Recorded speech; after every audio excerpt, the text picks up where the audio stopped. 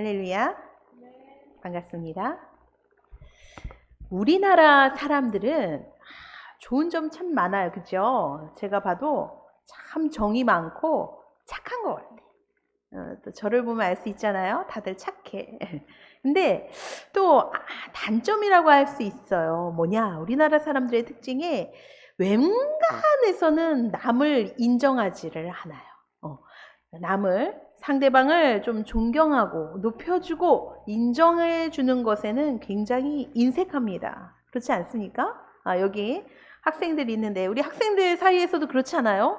좀 공부 좀 잘하고 1등하고 맨날 이런 애들 보면 어머 너는 어쩜 이렇게 공부를 잘하니 대단하다 훌륭해 이렇게 말하기는 쉽지 않죠. 어떻게 해요? 어머 쟤 맨날 공부만 안 봐봐.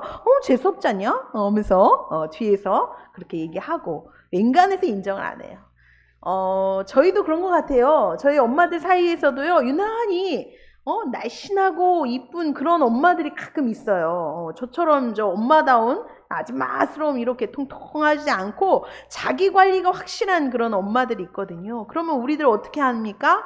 어머 어떻게 그렇게 관리가 확실해 진짜 대단하다 이러진 않고 어머 돈을 갖다가 발랐구만 발랐어 그냥 돈을 다 쏟아 부었구만 하면서 그렇게 이야기를 하지요.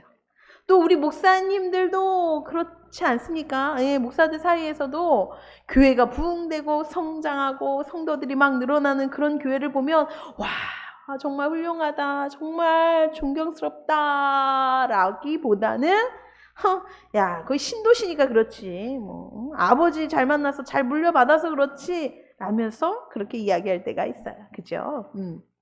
그런데 반대로 남을 인정하기는 좀 어렵지만 나 자신을 드러내고 인정하기에는 우리가 굉장히 익숙하지 않습니까? 요즘 우리 젊은 친구들 SNS 다 하잖아요. 그죠? 거기에 보면 뭐예요? 인터넷에서 자신의 일상을 올릴 때 좀 남들이 보기에 화려하고 괜찮고 멋지고 좋아할 만한 그런 것들을 올리며 나를 드러내기에 익숙한 그런 시대인 것 같습니다. 저는 그런 거 안 하는데요. 예, 그러신 분이 있지요. 예, 그런 걸 꺼려하는 사람도요. 끊임없이 자신의 외모나 뭐 이런 것을 드러내기보다는 자신의 뜻, 자신의 주장, 자신의 생각을 우리는 끊임없이 옳다고 주장하며 그렇게 살아가고 있지 않습니까? 예. 사람뿐만 아니라 우리는 하나님을 인정하고 높이는 것도 그렇게 익숙하지는 않은 것 같아요. 제가 보기에는. 그렇지 않습니까? 우리는 하나님이 우리를 찬양하라고 지은 존재라고 합니다. 인간을 왜 만들었습니까? 뭐 하려고 이 땅에 사람을 지으셨습니까? 하나님은 성경에 분명히 말씀하셨죠. 왜 만들었다고요? 이 백성은 나를 위해 지었대요. 왜요? 나를 찬송하게 하려고. 이사야서에는 이렇게 기록하고 있습니다. 사람의 존재 목적과 이유는 하나님을 찬양하라 이렇게 해서 하나님이 우리를 지으셨지만 우리는 어때요? 하나님을 찬양하는 사람도 있지만 하나님을 찬양하고 바라보기는커녕 나 자신만 높이고 찬양하고 인정하는 우리의 삶이 훨씬 많다라는 것이 굉장히 모순된 삶을 살고 있는 것입니다. 그런 우리를 향해, 그런 인간을 향해 오늘 성경은 강력한 메시지를 선포하고 있습니다. 여호와를 송축하라 라며 시작합니다. 송축, 굉장히 고급 단어예요. 그죠? 요즘은 잘 쓰지 않는 단어입니다. 송축, 이 송자는요, 뭐라고 할까요? 길일송자예요. 길일송. 축자는 축복할 때 그 축이고 길이다 라는 뜻 들어보셨나요? 예. 찬양하다 보다는 조금 위에 있는 개념이라고 생각하시면 됩니다. 히브리어 언어는 바라크라는 것인데 그건 잘 몰라도 됩니다. 어쨌든 하나님을 기리고 그분을 높이고 그분을 찬양하는 이 모든 것을 우리는 송축한다 이렇게 표현하는 것입니다. 그냥 단순히 입을 벌려서 오늘도 우리 찬양했지만 얼마든지 가사가 있고 반주가 있으면 우리는 노래할 수 있잖아요. 찬양할 수 있잖아요. 그런데 이 송축이라 하는 것은 마음을 다 생각을 다하고 뜻을 다하고 정성을 다해 그 하나님의 위대하심을 높이고 찬양하고 축복하며 마음껏 떨치는 선포하는 이런 행위를 우리는 송축한다. 이렇게 어려운 말로 쓰는 것입니다. 그런데 오늘 성경은요, 하나님을 송축하라 명령어를 제시하고 있어요. 여러분, 하나님을 송축합시다. 하나님을 송축해 보실래요? 찬양해 보실래요가 아니라 찬양하라, 송축하라 명령을 하고 있습니다. 그래서 오늘 우리가 본 이 103편은요 어떻게 구성되어 있냐. 첫 번째, 왜 하나님을 우리가 찬양해야 합니까?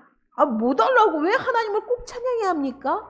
그거에 대한 설명이고요. 그 다음에는 그 하나님은 도대체 어떤 분이신가 라고 우리에게 설명을 해주고 있습니다. 그 다음에 그럼 또 우리 사람은, 인간은 어떤 존재인가 실존적인 이야기를 하고 있으며, 마지막으로는 그러므로 우리는 어떻게 살아야 하나 라고 명쾌하게 결론을 지으며 마무리하고 있습니다.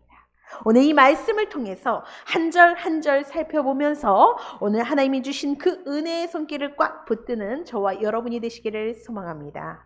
1절부터 자세히 바라보겠습니다. 내 영혼아 여호와를 송축하라. 내 속에 있는 것들아 다 그의 거룩한 이름을 송축하라. 아까도 송축이라고 뭔지 설명했지요. 하나님을 찬양하는 거예요. 그냥 입술만 찬양하는 것이 아니라 내 속에, 내 있는 심장, 내 마음, 내 모든 것이 하나님을 높이고 경배하고 찬양하라고 오늘 그렇게 이야기하고 있습니다. 2절입니다. 내 영혼아 여호와를 송축하며 그의 모든 은택을 잊지 말지어다. 왜 송축해야 합니까? 왜 찬양해야 합니까? 하나님의 은혜 때문입니다. 하나님이 베풀어 주신 은혜가 너무 크기 때문에 우리는 하나님을 찬양하지 않을 수 없다라는 것을 이야기하고 있는 것입니다. 은혜가 있기 때문에 우리가 이 자리에 있을 수 있고, 하나님의 은혜 때문에 오늘도 예배하며 하나님을 높이며 찬양할 수 있는 것 아니겠습니까? 그 은혜가 어떤 것인지 자세히 살펴보면 그 다음 절 3절입니다. 그가 내 모든 죄악을 사하시며 내 모든 병을 고치시며 라고 되어 있네요. 왜 하나님을 찬양해야 합니까? 첫 번째, 우리의 모든 죄악을 용서하시는 용서의 하나님이시기 때문입니다. 누가 우리의 죄를 다 용서하고 씻을 수 있단 말입니까? 사람은 말로는 용서한다 하지만 용서할 수 없어요. 그렇지 않습니까? 우리의 무거운 모든 죄의 짐, 모든 죄책감을 해방시켜주고 자유케 하시는 분은 오직 우리 주 예수 그리스도인 줄 믿으시길 원합니다. 그래서 우리는 그분을 찬양하는 거예요. 나의 그 무거운, 그 어두운 죄악의 터널에서 우리를 건져주시고 우리의 모든 죄를 용서하시는 그 하나님을 오늘도 우리는 찬양하게 되는 것입니다. 또한 그 병을 고치신다고 했어요. 요즘 우리 진짜 무서운 시대를 살아가고 있습니다. 그렇지 않습니까? 바이러스가 찬 거라고요. 알지도 못하는 그런 위험천만한 시대를 살아가고 있을 때 하나님의 지켜주시는 보호가 없었다면 우리는 이 자리에 있을 수가 없지요. 물론 지금 병상에 계시는 분도 있고 여기저기 아프신 분도 있겠지만 그 수많은 질병과 그 수많은 고통 가운데 여기까지 하나님이 우리를 이끌어 주시고 치료해 주신 줄 믿으시길 원합니다. 네.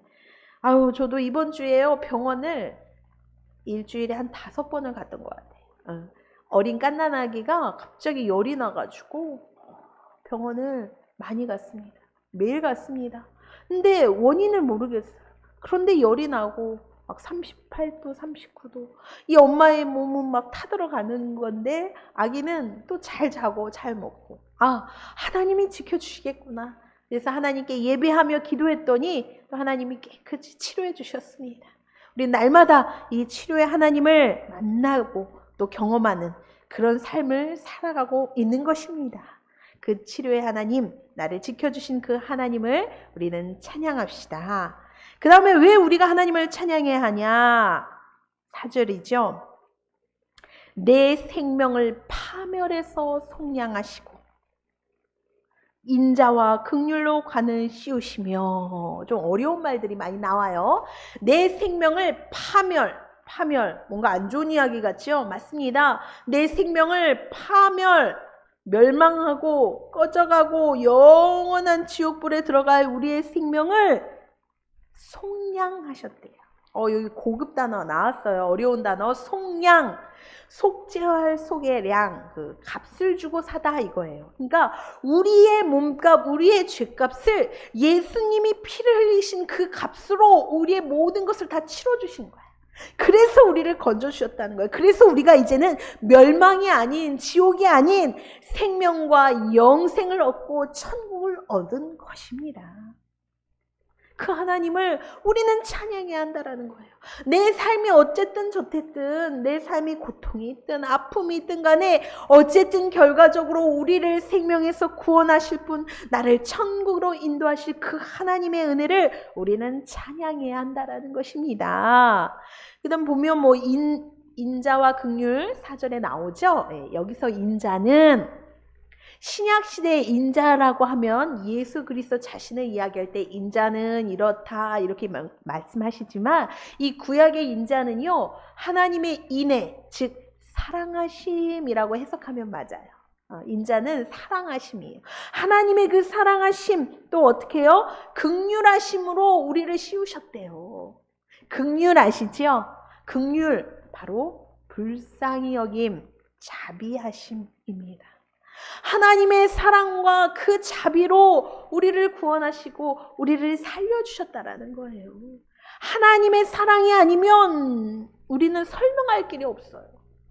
내가 도대체 뭐라고, 내가 뭐가 예쁘다고, 내가 뭐가 잘났다고 하나님이 나를 도와주시고 나를 살리시고 나를 구원하시고 나를 영원한 생명으로 이끄십니까? 이것은 하나님의 사랑하심, 인애, 인자와 자비, 긍휼로 표현할 수밖에 없다라는 것입니다. 그 다음 절입니다.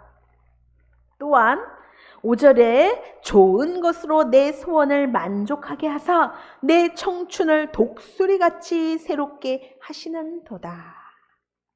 아멘. 하나님이 좋은 것으로 우리의 소원을 만족하게 하신대요. 이건 무슨 말일까요? 그렇죠. 내가 원하고 바라는 것, 내가 기도하는 것, 하나님이 우리의 필요를 채워주시되 가장 좋은 것으로, 넉넉한 것으로, 부족함이 없이 우리에게 공급시켜 주셨다는 것입니다. 그래서 우리는 독수리처럼 힘을 얻고, 독수리 아시죠?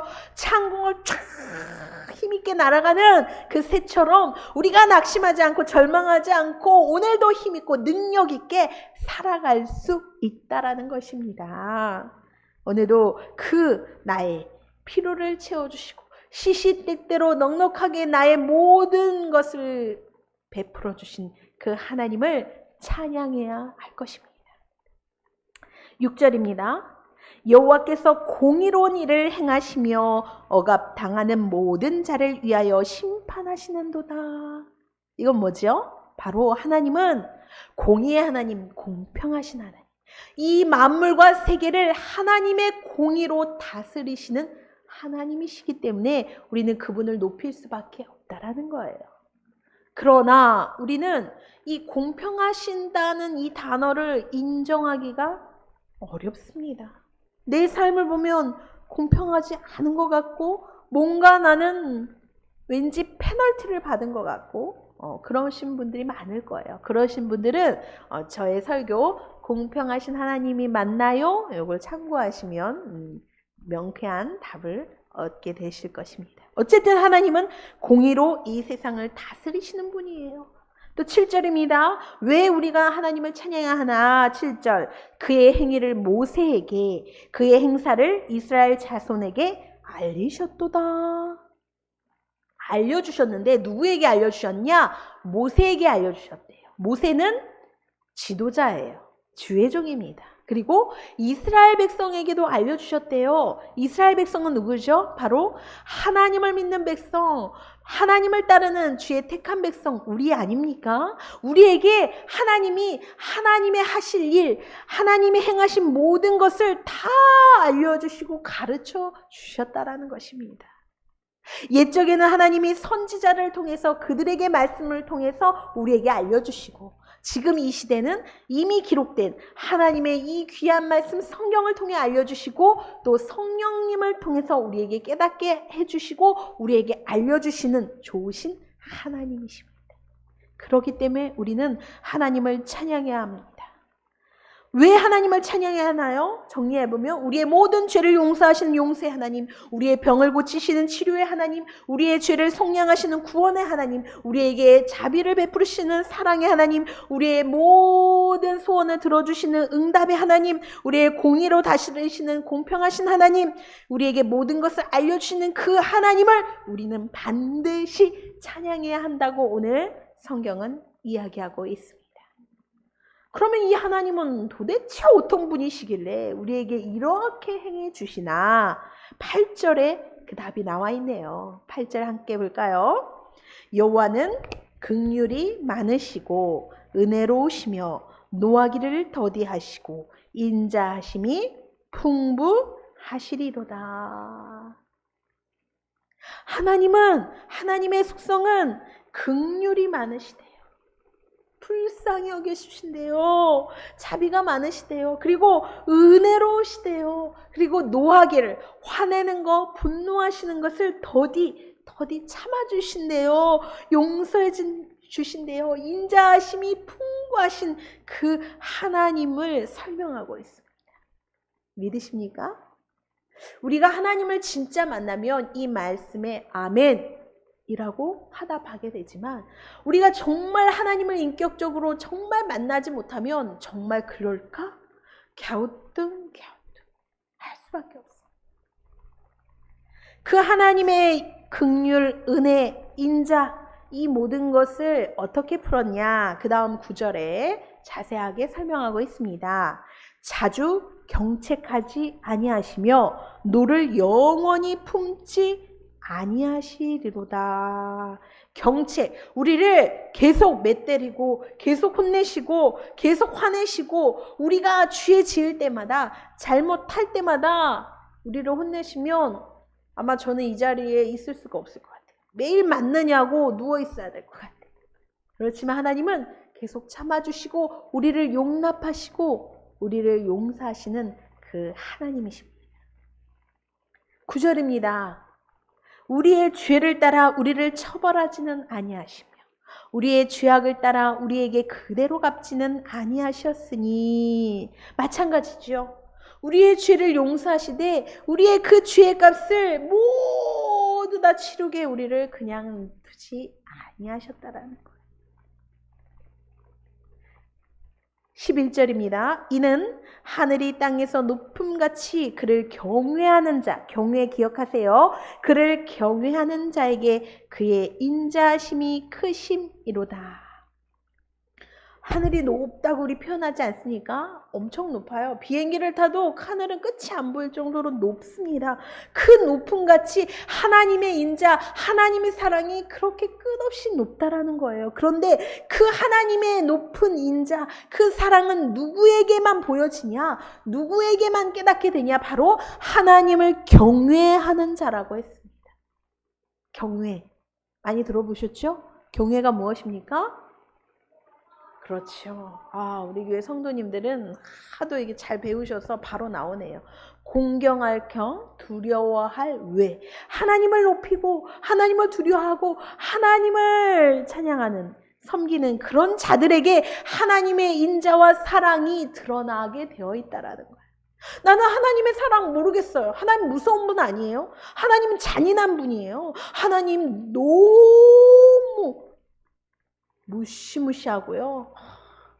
이런 분이에요 라고 느끼시는 분, 하나님을 경외하는 자에게만 하나님의 그 사랑과 인자가 보인다는 사실, 그 하나님의 사랑과 인자가 느껴지고 경험할 수 있다는 사실을 오늘 기억하시기를 원합니다. 12절입니다. 동이 서에서 먼 것 같이 우리의 주가를 우리에게서 멀리 옮기셨으며. 반복이죠. 우리가 죄 지은 것이 동쪽에서 서쪽, 이 세상 모든 끝까지죠. 끝에서 끝으로 보이지 않게 옮기셨다라는 거예요. 다 지우셨다는 거, 기억도 하지 않으신다라는 거예요. 우리 사람만 기억해요. 너 나한테 그랬지? 제 별명 중에 하나가요, 뒤끝 장렬입니다. 오늘 아침에도 보여드렸죠. 예. 하나, 나에게 뭐 실수하거나 잘못 말하면 품고 있죠.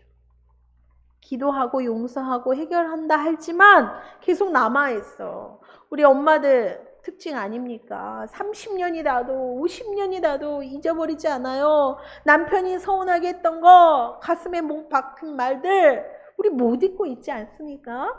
우리 잊지를 않아. 그런데 하나님은 우리의 모든 죄악을 동이 서에서 먼 것까지 다 멀리 옮기셔서 다 치워버리셨대. 기억도 아니시고 뒤로 던져버리시는 그 하나님을 우리는 찬양할 수밖에 없는 것입니다. 그리고 아버지가 13절입니다. 아버지가 자식을 긍휼히 여김같이 여호와께서는 자기를 경외하는 자, 또 경외가 나와요. 기억하십시다. 자기를 경외하는 자를 긍휼히 여기시나니. 하나님이 모든 사람을 사랑하시지만 특별히 불쌍히 여기시고 특별히 사랑하시는 사람은요, 바로 하나님을 경외하는 자라는 거예요. 하나님의 특별한 사랑과 보호하심을 받기를 원합니까? 하나님을 경외하고 하나님을 높이고 하나님을 송축하고 하나님을 찬양하는 자가 되어 보십시오. 그 하나님의 긍휼을 마음껏 느끼는 우리의 삶이 될 줄 믿습니다.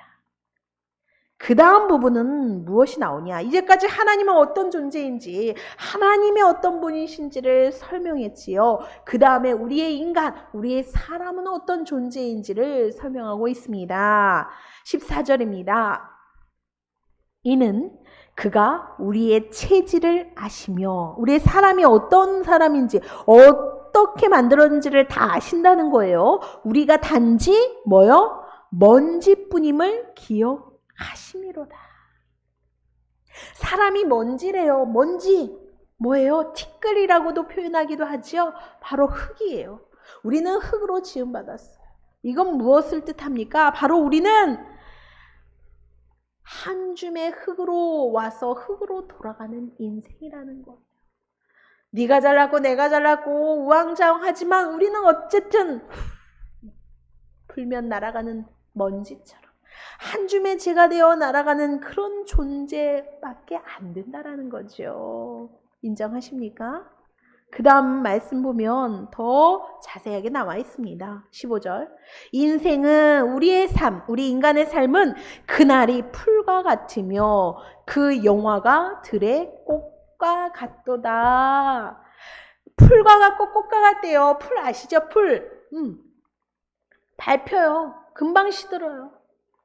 꽃, 아무리 화려한 인생, 아무리 영화스러운 그런 인생, 영광된 인생인 것 같아. 저 사람은 꽃길인 것 같아도 금방 꽃은 어떻게 해야 되죠?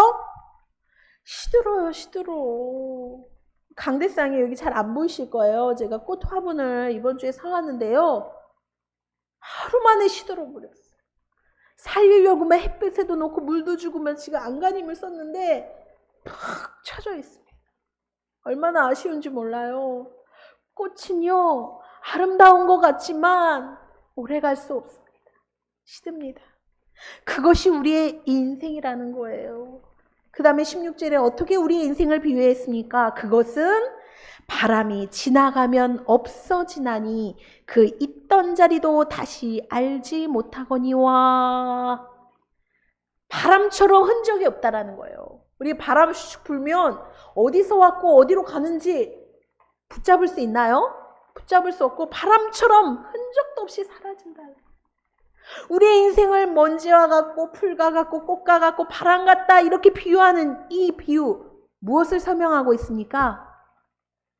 바로 우리의 인간이 유한하다, 한계가 있다, 연약하다, 부질없다 이 모든 것을 잘 설명하고 있는 것입니다. 그럼 우리 이 부질없는 인생, 우리의 연약한 인생, 한계가 있는 인생, 우리의 인간은 그럼 이제 어떻게 살아야 하냐? 이것이 결론이지 않겠습니까? 그럼 다 포기해야 되나요? 그냥 다 접을까요? 어차피 시들 인생, 어차피 먼지로 사라지는 인생 다 끝내야 되나요? 다 엎을까요? 어떻게 살아야 하나 이거예요. 오늘 말씀에 그 답이 나와 있습니다. 17절입니다. 여기에 그러나를 집어넣으시면 돼요. 그러나 여호와의 인자하심은 자기를 경외, 또 나와요. 자기를 경외하는 자에게 영원부터 영원까지 이르며 그의 의는 자손의 자손에게 이르리니. 하나님의 인자, 하나님의 사랑, 그분의 그 긍휼하심은 자기를 경외하는 자에게 쏟아 부으시는데 어떻게 부어주시냐? 영원부터 영원. 즉 영원한 삶으로 우리를 초청하시고 초대하신다라는 거예요. 우리의 잠깐뿐인 인생, 꺼질 인생, 풀과 같고 꽃과 같고 바람 같고 먼지 같은 우리의 유한한 인생을 영원한 삶으로 우리를 초대해 주신다라는 거예요. 영원한 삶으로 우리를 이끌어 주신다는 거예요. 누구에게? 하나님을 경외하는 자, 하나님을 송축하는 자, 하나님을 찬양하는 자에게 하나님은 영원한 세계의 문을 여시고 우리를 맞아주시고 함께 하신다는 놀라운 사실입니다. 그래서 우리는 하나님을 송축하며 찬양해야 하는 것입니다. 자, 그러면 우리가 이 말씀을 들으면 우리가 한 가지 질문을 할 수가 있어요. 우리의 유한한 삶, 알 수 없는 우리의 인생, 정말 어떻게 살아야 할지 우리가 구체적으로 조금 살펴보도록 하겠습니다. 얼마 전에 뉴스에 보니까 괌에 휴양지 괌 아시죠? 괌에 태풍이 불어서 난리가 났지 않습니까? 전기가 끊어지고 수도가 끊어지고 인터뷰를 한 걸 보니까 꿈 같은 여행을 준비해서 간 거예요. 그죠? 해외여행 얼마나 좋습니까? 괌 그 푸른 바다, 해변 최고의 휴양지 아닙니까? 저도 꼭 가고 싶어요. 친척분이 한 분 계셔서 오라고 했는데 그때 오라 할 때 갈 거를 기회를 놓쳤어요. 괌 얼마나 멋집니까? 그런데 완전히 지옥의 도가니였다라는 거예요. 거기 어떤 한 사람이 아기를 업은 아기 엄마가 인터뷰를 하는데 아기를 먹을 거를 구할 수가 없다라는 거야. 편의점 가도 햇반이나 뭐 라면도 신라면 이런 것만 있지 도대체 아기 먹을 걸 구할 수가 없어서 죽을 뻔했다라는 거. 와, 우리의 인생이 그 사람은 정말 행복한 여행, 정말 꿈 같은 여행을 꿈꾸고 떠났는데 이 지옥 여행이 돼버린 거예요. 그걸 어떻게 예견할 수 있었겠습니까? 그렇지 않습니까? 또 며칠 전에는요, 지난주였지요. 서울에 새벽에 난리가 났습니다. 서울시에서 문자를 보냈어요. 대피하라고. 북한에서 그죠 위성을 쏘았는데 대피하라고 하니까 사람들이 뭐 어떻게 어디로 대피해야 되나? 야 우리 피난 가야 되나? 막 난리가 나서 막 난리가 났습니다. 끔찍한 공포의 새벽을 맞았다고 했는데 또 다음 20분 뒤에 또 행안부에서 오보였다고 괜찮다고 막 이렇게 말도 안 되는 그런 문자가 전송이 되었지요. 우리 또한 코로나19라는 엄청난 상황을 겪고 우리가 살아가고 있지 않습니까? 그 끔찍한 시대를 우리가 지나오며 지금까지도 겪으며 살아가고 있습니다. 요즘 낭만닥터 김사부님이 이런 얘기를 하시더라고요. 우리는 사건, 사고, 재해가 너무 많은 이런 시대를 살아가고 있습니다. 불안전한 시대, 그쵸? 공포의 시대를 살아가고 있어서 요즘 같은 시대는요, 무슨 일이 일어나고 벌어져도 이상할 게 없는 그런 시대를 살아가고 있다고 김사부님이 그렇게 이야기를 하고 계시더라고요. 맞아요. 우리는 정말 불안전하고요. 정말 두렵고 그러한 삶을 우리는 살아가고 있습니다. 그래서 우리에게 무슨 일이 벌어질지 몰라. 오늘도 나에게, 우리 가족에게 어떠한 일들이 찾아올지는 우린 몰라요. 아니 아이를 학교를 보냈어 엄마가. 그래 잘 갔다 안녕 하면서 엄마한테 학교 다녀오겠습니다. 갔던 애기가 어떤 술 취한 미친 아저씨가 애들을 걸어가는 학교 인도로 딱 돌진해가지고 4명이 다치고 1명이 죽었어. 학교 잘 보내놨더니 오후에는요 시체가 돼서 돌아온 거야. 이게 말이 되는 의미입니까? 이런 불안과 혼란의 시대를 우리는 겪고 있는 것입니다. 뭐 많은 사람들은 시대가 발전했다. 이제 한국은 선진국이다. 뭐 한국의 GDP가 얼마다. 경제가 나아졌다. 막 이렇게 이야기는 하지만 우리의 개인적인 삶을 보면 뭐 나아진 거 있습니까? 좋아진 거 있나요? 더 살기가 빠듯하고 더 어렵고 불안하고 더 근심되고 우왕좌왕 갈등하며 우리는 살아가고 있습니다. 그런데 이럴 때 우리는 어떻게 살아가야 하나? 무엇을 바라봐야 합니까, 여러분? 바로 하나님이 내미신 초청장. 불안한 이 시대를 살아가는 우리에게 하나님은 오늘도 시편 103편은 이렇게 이야기하고 계시는 것입니다. 얘들아, 나의 사랑하는 자들아, 너희가 나를 경외하고 나를 송축하면 나의 영원한 삶, 신적인 이런 초월적인 인생으로 너희들은 들어오는 거야. 불안을 끝내고 그 우왕좌왕 갈등을 끝내고 영원한 안정적인 삶, 행복의 삶으로 너희들을 초청하는 것이란다. 그래서 나를 찬양하는 삶, 나를 송축하고 나를 경외하는 삶이 얼마나 중요한지를 하나님은 계속해서 반복되이 우리에게 말씀하고 있습니다. 그럼 결론 부분입니다. 22절부터 결론이 17절부터 결론이 나와 있습니다. 자, 17절 했지요? 18절입니다. 18절 보겠습니다. 시작. 곧 그의 언약을 지키고 그의 법도를 기억하여 행하는 자에게로다. 그렇습니다. 하나님의 언약, 하나님의 말씀의 언약, 하나님이 하시는 그 법을 기억하며 오늘도 살아가는 자들에게 하나님은 이 유한하고 불안한 이 공포에 이 우왕좌왕한 갈등의 삶 속에 그들을 건져주시고 그들의 영원한 삶으로 이끄신다라는 거예요. 흔들리지 않는 삶을 살아가게 해주신다라는 거예요. 믿으십니까? 그걸 믿는 것을 우리는 믿음이라고 말합니다. 19절입니다. 여호와께서 그의 보좌를 하늘에 세우시고 그의 왕권으로 만유를 다스리시도다. 20절입니다. 능력이 있어 여호와의 말씀을 행하며 그의 말씀의 소리를 듣는 여호와의 천사들이여 여호와를 송축하라. 천사들도 여호와를 송축하래요. 왜? 그 위대하신 하나님을 찬양하는 자만이 하나님과 함께 영원한 세계에서 영원한 행복을 누릴 수 있기 때문입니다. 그 다음 21절입니다. 그에게 수종들며 그의 뜻을 행한 그는 누구지요? 하나님입니다. 하나님께 수종들며 하나님의 뜻을 행하는 모든 천군이여 여호와를 송축하라. 마지막 결론 22절을 함께 합니다. 여호와의 지으심을 받고 그가 다스리시는 모든 곳에 있는 너희여 여호와를 송축하라. 내 영혼아 여호와를 송축하라. 여러분 22절이요 굉장히 자세하게 우리가 살펴볼 게 있어요. 왜냐? 22절에 보니까 다시 한번 보여주세요. 여호와의 지으심을 받고 여기까지. 하나님의 지으심을 받았대요. 우리 인간은요 하나님이 창조하셨다, 하나님이 지으셨다 다 알고 있지 않습니까? 근데 이 부분은요 하나님의 창조의 위대함을 나타내는 그런 말이 아니에요. 그럼 무슨 뜻일까? 하나님이 우리를 지으셨어, 창조하셨어, 위대해, 이것을 드러내는 말이기보다는 더 큰 의미가 있습니다. 그거는 바로 뭐예요? 그거는 하나님이 우리를 창조하셔서 만드셨어? 그래서 우리를 책임지시는 분이라는 것을 강조하고 있는 거예요, 여러분.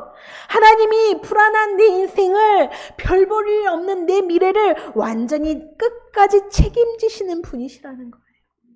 나도 나를 못 믿는데, 그렇지 않습니까? 나도 내가 불안한데 나를 끝까지 내 인생을 책임지시는 분이 바로 하나님이심을 강조하는 부분입니다. 그래서 우리는 두려워할 수 있지 않아도 된다라는 거예요. 두려워할 필요가 없다라는 거예요. 나를 책임진대요.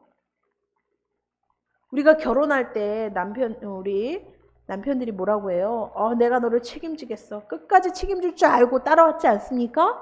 그런데 막상 결혼해보면 어때요? 나를 책임질 줄 알았더니 내가 책임져야 돼. 그렇지 않습니까? 우리 여자들이 다 책임져야 됩니다. 또 자식을 낳으면요, 그것도 책임져야 돼. 책임이 늘어가요. 그러나 하나님은 우리의 모든 인생을 다 책임지시는, 완벽하게 책임져 주시는 그 하나님이심을 믿으시길 원합니다.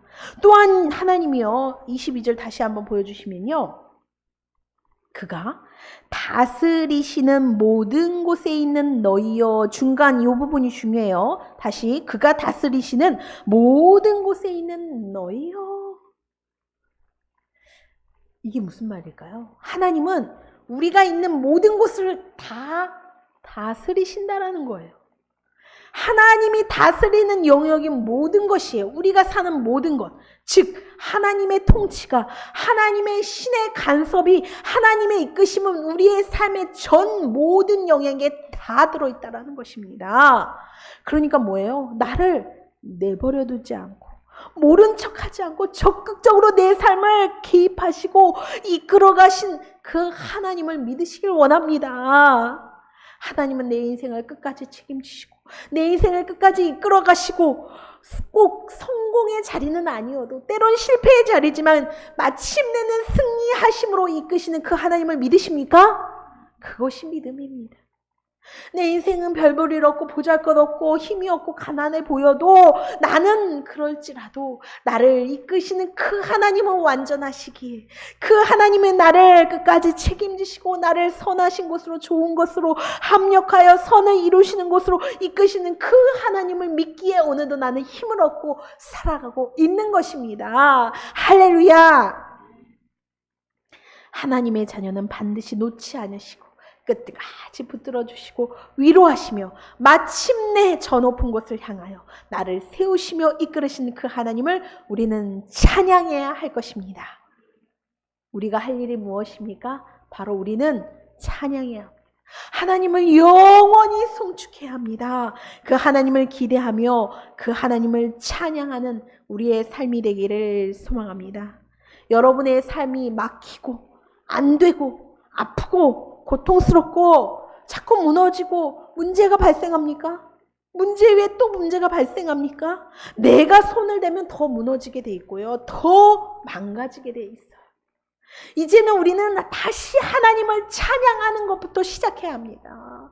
다른 것 할 것이 아니라 우리의 찬양, 우리의 인생의 목적을 다시 한번 세우고 하나님을 높이고 송축한 일부터 시작해야 이 모든 일이 풀린다는 사실을 오늘도 기억하시고, 그 놀라운 하나님의 살아계심, 그 하나님의 책임지신 이끄심을 기억하는 저와 여러분의 삶이 되기를 축원합니다. 기도합니다.